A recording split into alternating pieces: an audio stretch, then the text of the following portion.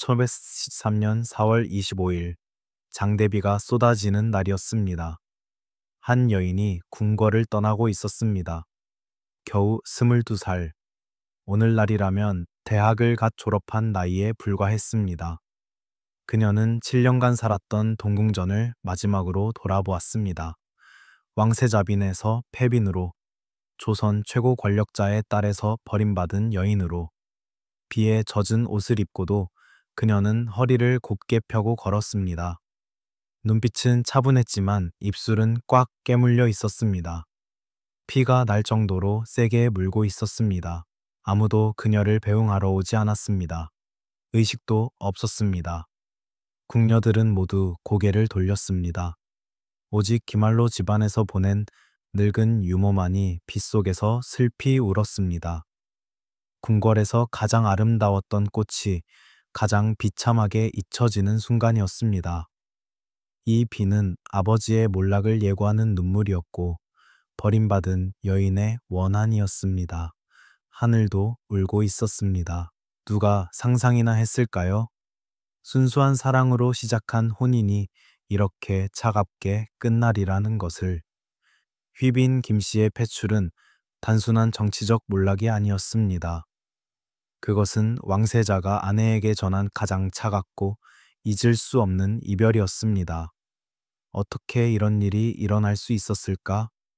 사랑했던 남편이 어떻게 이토록 냉혹해질 수 있었을까? 그녀가 저지른 진짜 죄는 무엇이었을까? 지금부터 그 이야기를 시작합니다. 이것은 살아남지 못한 사랑의 이야기이자 권력이 한 여인을 어떻게 파괴했는지에 대한 기록입니다.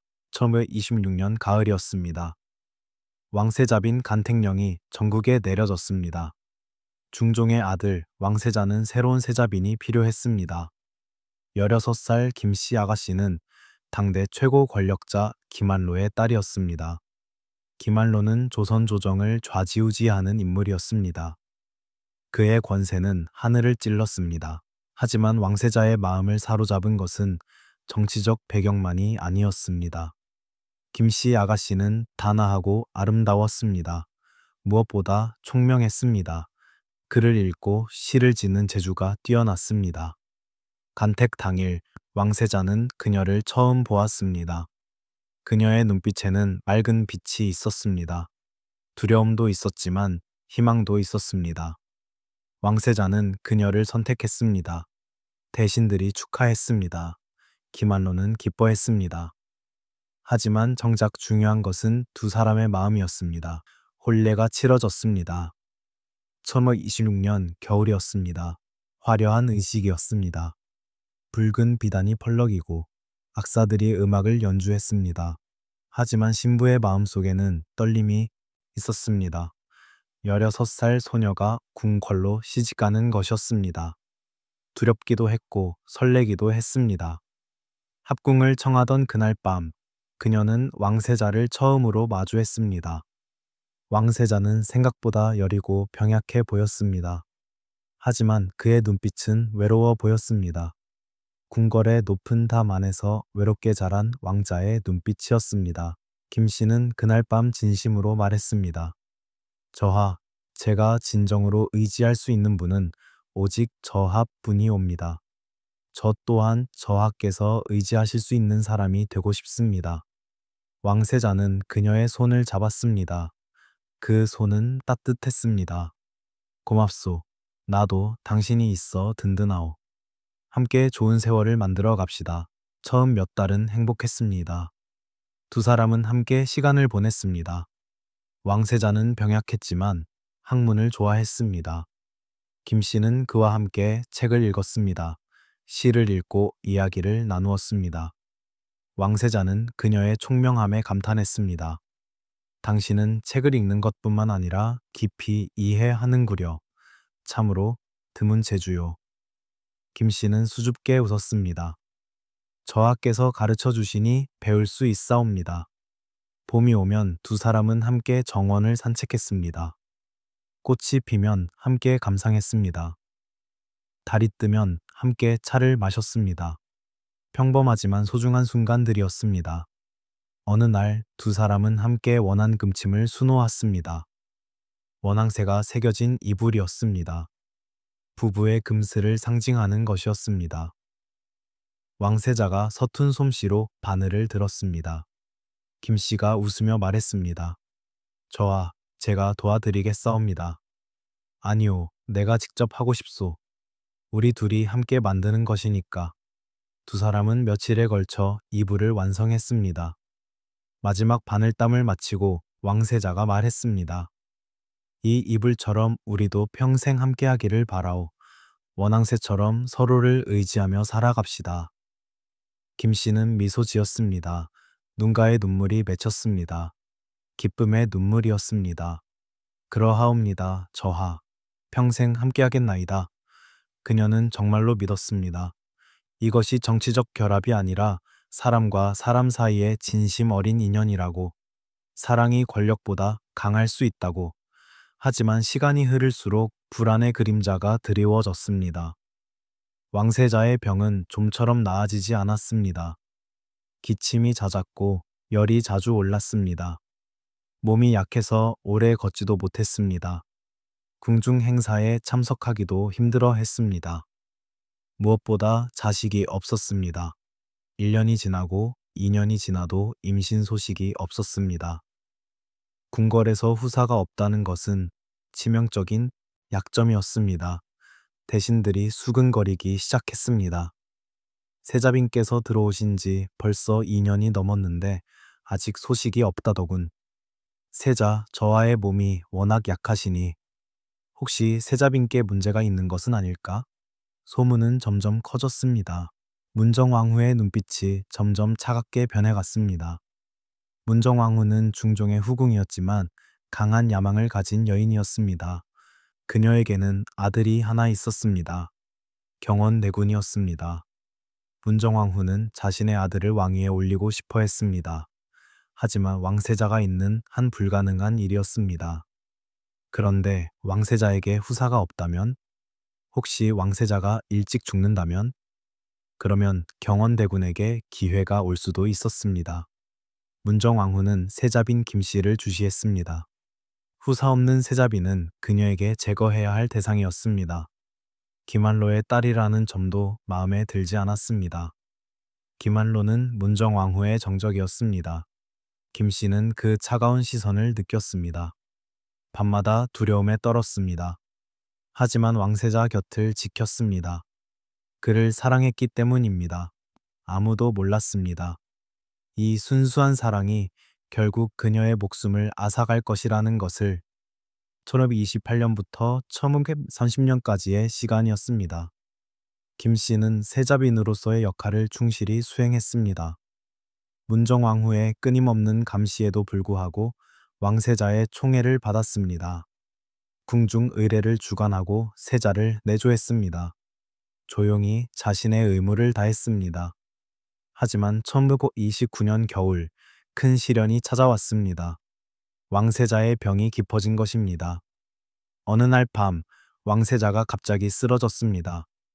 고열에 시달리며 며칠간 의식을 잃고 누워 있었습니다. 내의원의 의원들이 와서 진맥했지만 차도가 없었습니다. 약을 써도 열이 내리지 않았습니다. 왕세자는 헛소리를 하기 시작했습니다. 김 씨는 밤낮으로 왕세자를 간호했습니다. 잠도 제대로 자지 못했습니다. 식사도 거른 차에 세자의 곁을 지켰습니다. 이마에 젖은 수건을 올려놓고 약을 다려 먹였습니다. 손을 잡고 기도했습니다. 그녀는 그 순간 부부로서 강한 일체감을 느꼈습니다. 이것이 진짜 부부라고 생각했습니다. 좋을 때만 함께하는 것이 아니라 힘들 때 서로를 지켜주는 것, 그것이 진정한 사랑이라고 믿었습니다. 저하, 제발 깨어나소서. 저를 두고 가시면 안 되옵니다. 저하께서 깨어나실 때까지 제가 곁을 지키겠나이다. 그녀는 세자의 손을 꼭 잡고 밤새 기도했습니다. 3일째 되는 날 밤이었습니다. 김 씨는 지쳐서 세자의 침상 옆에서 잠이 들었습니다. 손은 여전히 세자의 손을 잡고 있었습니다. 어느 날 밤, 문정왕후가 약을 보냈습니다. 궁녀가 약그릇을 들고 왔습니다. 마마께서 세자 저하를 위해 특별히 지으신 약이옵니다. 이 약을 드시면 반드시 차도가 있으실 것이라 하셨나이다. 하지만 김 씨는 그 약을 받지 않았습니다. 그녀는 직감했습니다. 이 약을 먹이면 안 된다고. 문정왕후가 보낸 약을 믿을 수 없었습니다. 물러가거라. 내가 직접 약을 구하겠다. 궁녀는 놀라 물러갔습니다. 이 일은 곧 문정왕후에게 보고되었습니다. 문정왕후는 분노했습니다. 감히 내 약을 거부한다고? 하지만 표면적으로는 아무 말도 하지 않았습니다. 속으로 김 씨에 대한 적대감을 키워갔을 뿐이었습니다. 김 씨는 몰래 궁을 빠져나가는 궁녀를 시켜 민간의 명의를 찾았습니다. 그리고 그에게서 약을 구해왔습니다. 왕세자에게 그 약을 먹였습니다. 하루, 이틀, 사흘이 지났습니다. 며칠 후 기적처럼 왕세자의 상태가 호전되었습니다. 열이 내리고 의식이 돌아왔습니다. 왕세자가 눈을 떴을 때 김 씨는 울었습니다. 저하, 정말 다행이옵니다. 정말 다행이옵니다. 왕세자는 그녀를 보았습니다. 그녀의 얼굴은 여위어 있었습니다. 머리카락은 흐트러져 있었고 눈 밑에는 다크서클이 짙었습니다. 며칠간 제대로 자지도 먹지도 못한 흔적이었습니다. 왕세자는 그녀의 손을 잡았습니다. 당신이 나를 살렸소. 당신이 아니었다면 나는 죽었을 것이오. 김 씨는 안도했습니다. 남편을 살렸다는 기쁨에 눈물을 흘렸습니다. 권력 다툼 속에서도 그녀는 한 사람의 아내로 행동하고 싶었을 뿐이었습니다. 정치가 아닌 사랑으로 남편을 지키고 싶었습니다. 하지만 이 사건은 문정왕후의 마음에 치명적인 오해를 심었습니다. 문정왕후는 생각했습니다. 김 씨가 내 약을 거부했다. 그녀가 아들을 독차지하려 한다. 나를 무시하는 것이다. 나를 의심하는 것이다. 질투와 분노가 타올랐습니다. 정치적 적대감이 형성되었습니다. 문정왕후는 마음속으로 결심했습니다. 김 씨를 제거해야겠다고. 김한로의 딸을 궁궐에서 내쫓아야겠다고. 그녀의 순수한 헌신은 독이 되었습니다. 남편을 살리려던 간호가 불경으로 기록되었습니다. 궁궐의 무자비한 논리 앞에서 사랑은 가장 위험한 범죄가 되었습니다. 누가 알았겠습니까? 남편을 살리려던 손길이 자신의 몰락을 재촉하리라는 것을 그녀는 결코 알지 못했습니다. 헌신이 저주로 기록되고 사랑이 죄가 될 줄은 이것이 궁궐이었습니다. 진심이 통하지 않는 곳, 사랑보다 권력이 우선인 곳. 1931년의 일이었습니다. 휘빈의 외계 스캔들이 터졌습니다. 김한로의 정적들이 움직였습니다. 살림 세력이 상소를 올려 김한로 일파를 공격했습니다. 그 과정에서 휘빈의 어머니가 공론의 비난을 받았습니다. 부도덕하다는 소문이 퍼졌습니다.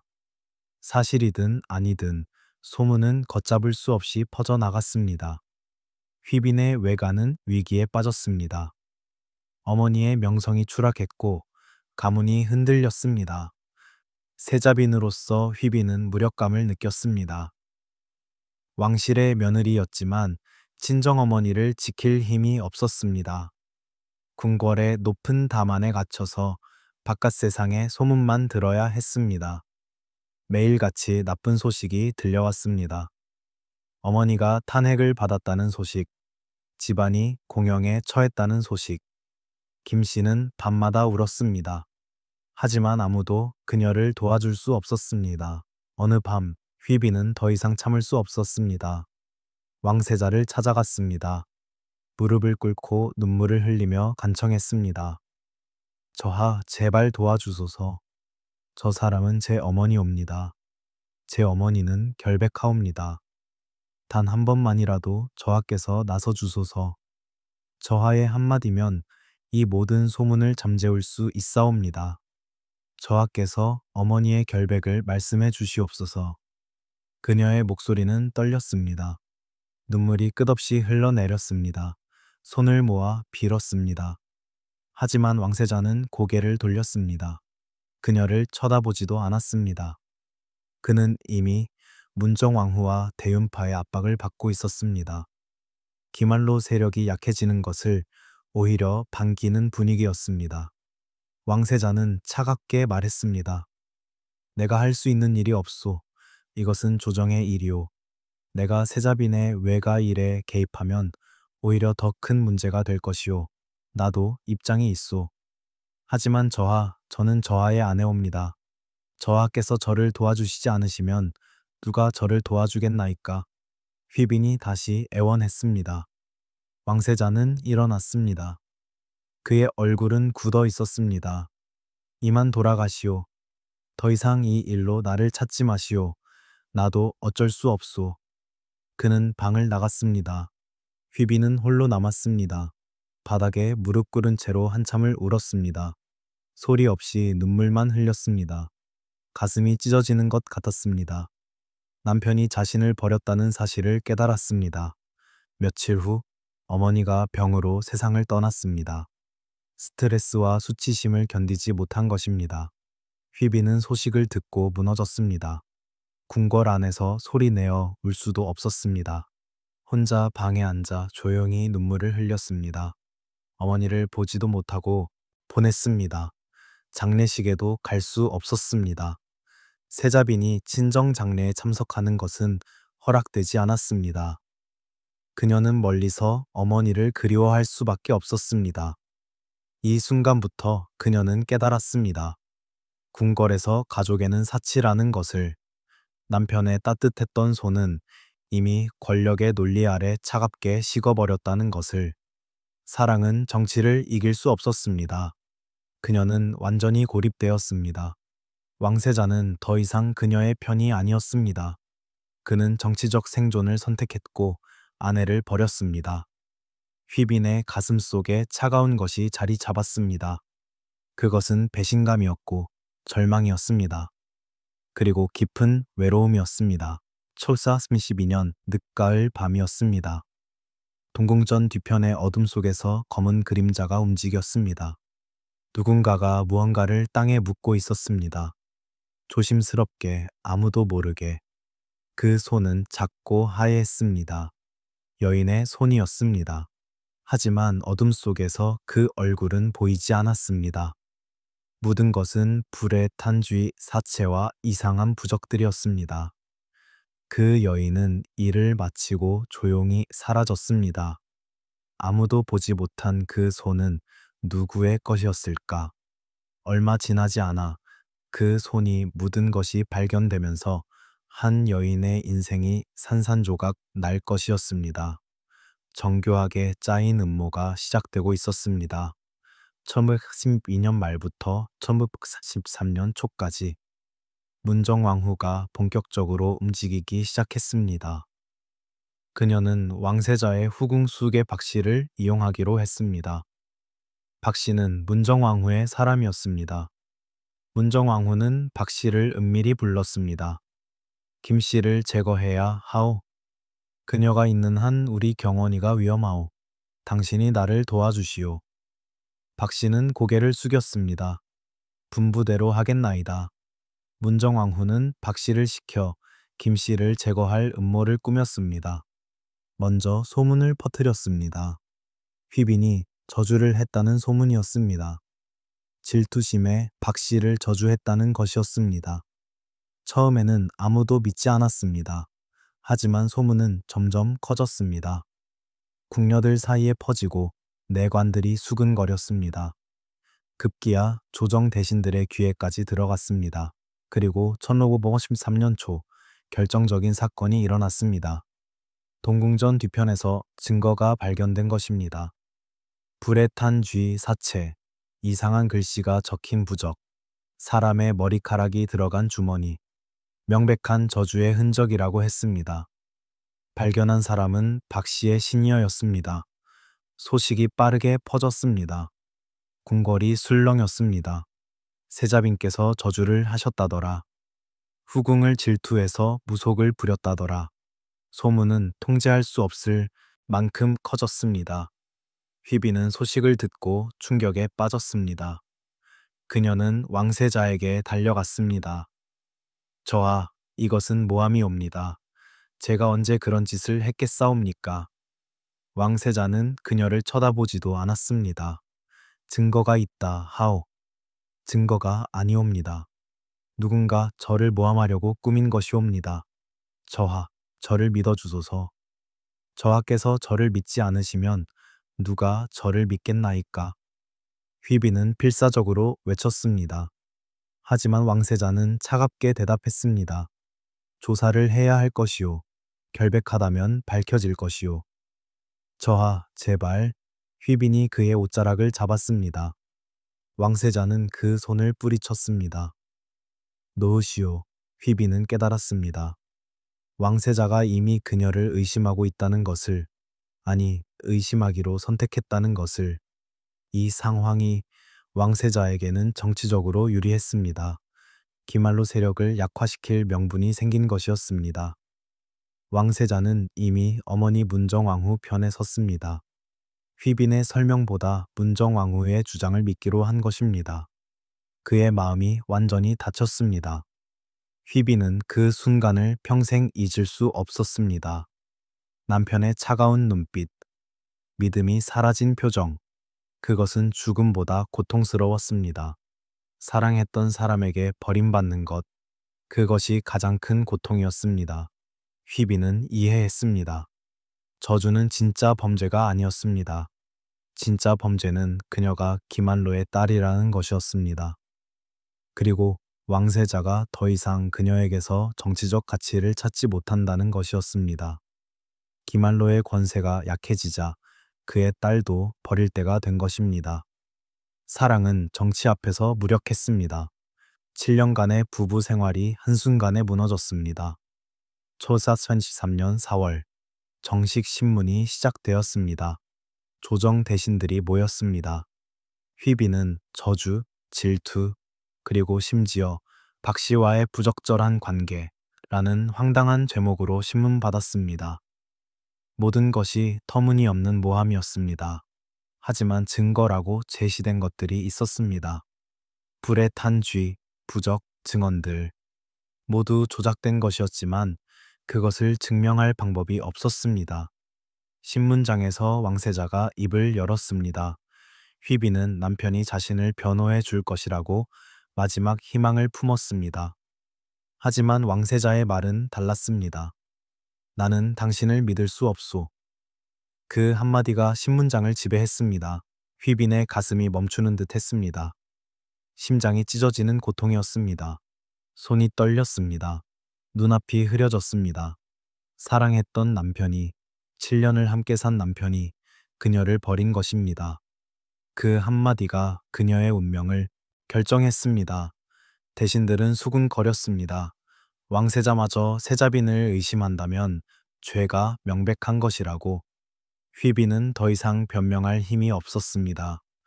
그녀에게는 단 하루가 남았습니다. 내일이면 최종 판결이 내려질 것이었습니다. 그 밤, 휘비는 혼자 앉아 생각했습니다. 자신의 명예와 아버지의 목숨 사이에서 선택해야 했습니다. 만약 그녀가 끝까지 부인하고 저항하면 어떻게 될까? 조정은 더 큰 조사를 시작할 것이고 기말로 일가 전체가 역적으로 몰릴 수도 있었습니다. 하지만 만약 그녀가 침묵하거나 순순히 받아들이면 그녀만 희생양이 되고 아버지는 당분간 살 수 있을지도 모릅니다. 어떤 선택을 해야 할까? 자신의 결백을 지킬 것인가? 아니면 아버지를 지킬 것인가? 밤새 고민했습니다. 다음 날 최종 신문이 열렸습니다. 대신들이 다시 물었습니다. 세자빈, 죄를 인정하시겠소? 휘비는 입을 열려고 했습니다. 부인하려고 했습니다. 하지만 그때 왕세자가 그녀를 똑바로 쳐다보며 말했습니다. 당신의 고집이 당신 아버지까지 죽일 것이오. 그 말의 의미를 휘비는 정확히 이해했습니다.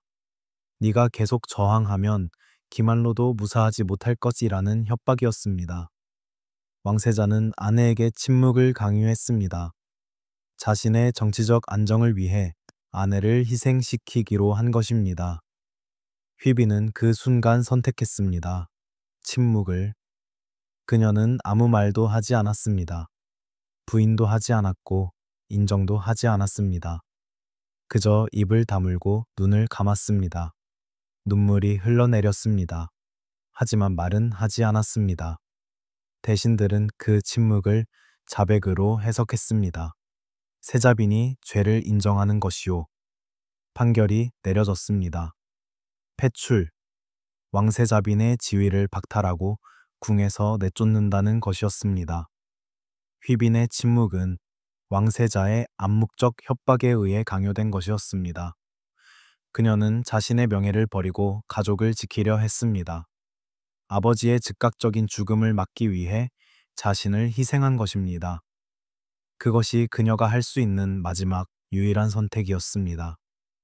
가슴이 찢어진 여인이 사랑했던 남편의 손에 모든 것을 잃고 마지막 순간에 아버지를 지키기 위해 침묵을 택한 것입니다.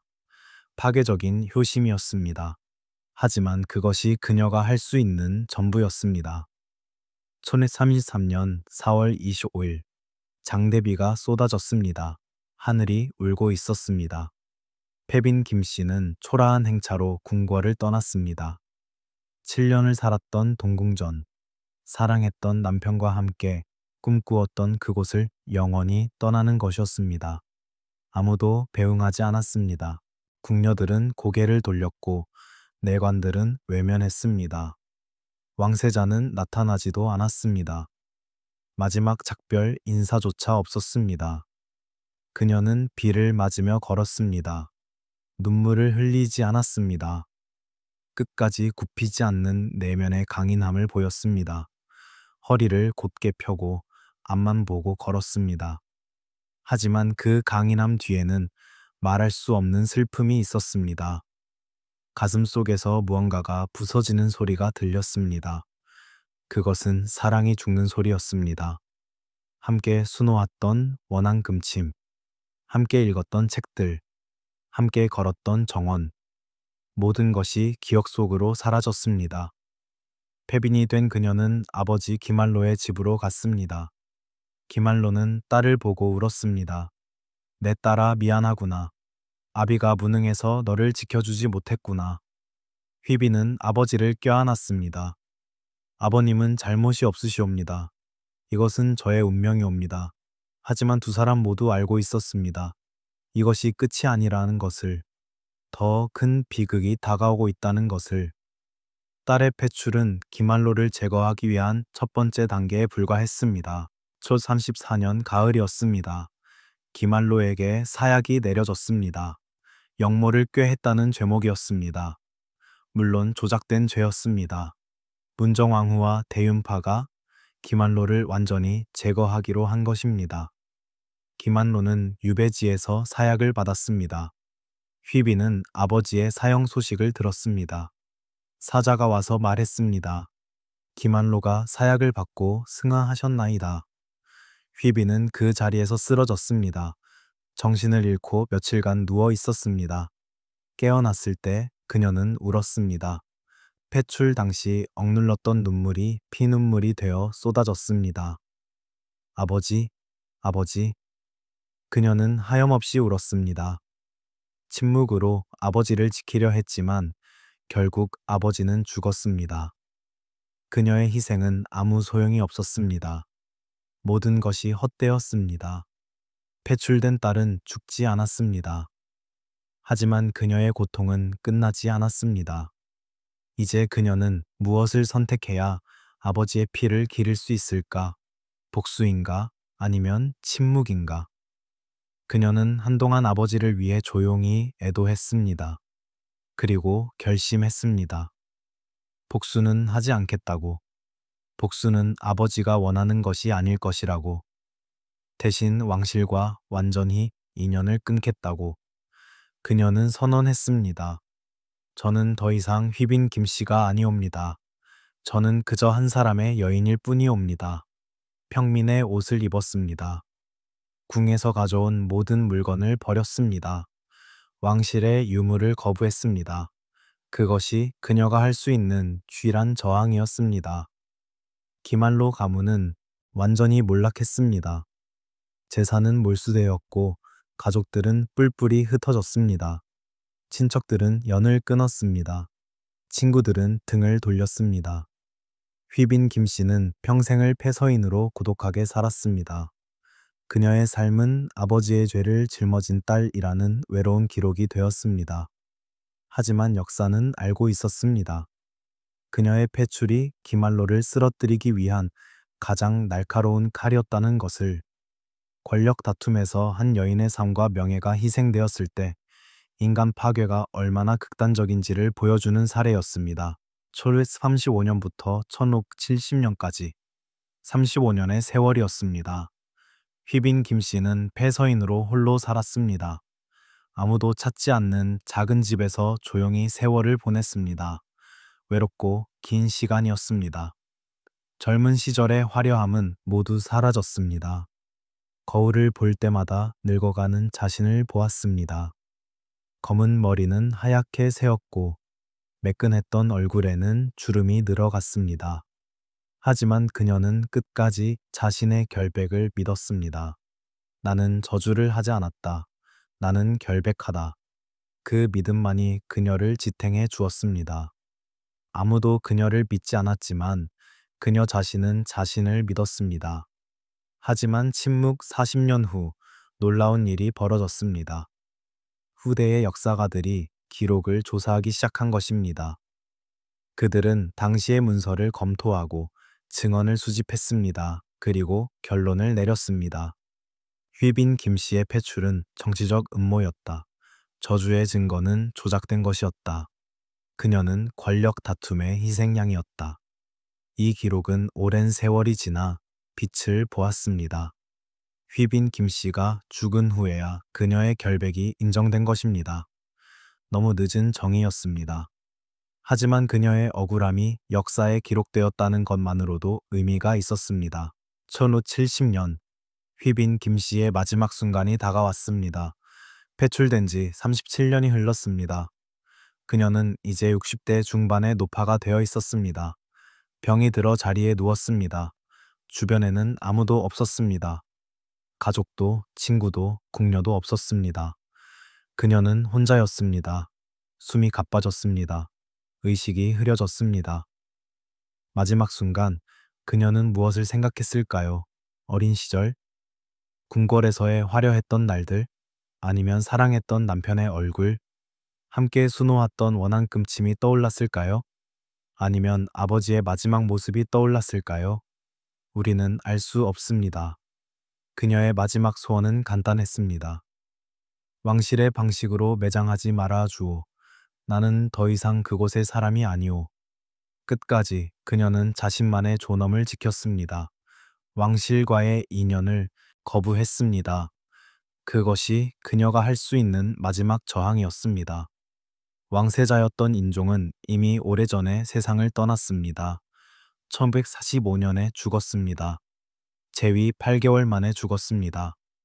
그는 평생 병약했고 결국 젊은 나이에 세상을 떠난 것입니다. 휘비는 그보다 훨씬 오래 살았습니다. 그녀는 남편보다 25년을 더 살았습니다. 그녀는 남편보다 오래 살아남았습니다. 하지만 그것이 행복이었을까요? 오히려 그것이 더 큰 고통이었을지도 모릅니다. 휘빈 김 씨는 결코 복권되지 못했습니다. 공식적으로 그녀는 여전히 폐서인이었습니다. 명예는 회복되지 않았습니다. 하지만 후대의 역사가들은 기억했습니다. 그녀의 눈물과 억울함을, 그녀의 결백과 희생을. 권력은 한 여인의 삶과 명예를 훔쳤습니다. 하지만 역사는 그녀의 억울함을 기억했습니다. 휘빈 김 씨의 삶은 궁궐의 잔혹한 진실에 대한 영원한 교훈입니다. 남편의 침묵이 세상의 단죄가 된다는 진실 말입니다. 오늘날 우리는 그녀의 이야기를 통해 무엇을 배울 수 있을까요? 1933년 4월 22살 여인은 비를 맞으며 궁궐을 떠났습니다. 아무도 그녀를 배웅하지 않았습니다. 하지만 그녀는 허리를 곧게 펴고 걸었습니다. 37년 후 그녀는 조용히 눈을 감았습니다. 복권되지 못했지만 그녀의 진실은 살아남았습니다. 권력이 사랑을 짓밟았을 때 한 여인은 침묵으로 저항했습니다. 명예를 빼앗겼을 때 그녀는 자신만의 존엄을 지켰습니다. 그것만으로도 충분히 의미 있는 일입니다. 휘빈 김씨. 사랑했던 남편에게 버림받고 아버지를 잃고 평생을 외롭게 산 여인. 하지만 그녀의 이야기는 오늘도 우리에게 말합니다.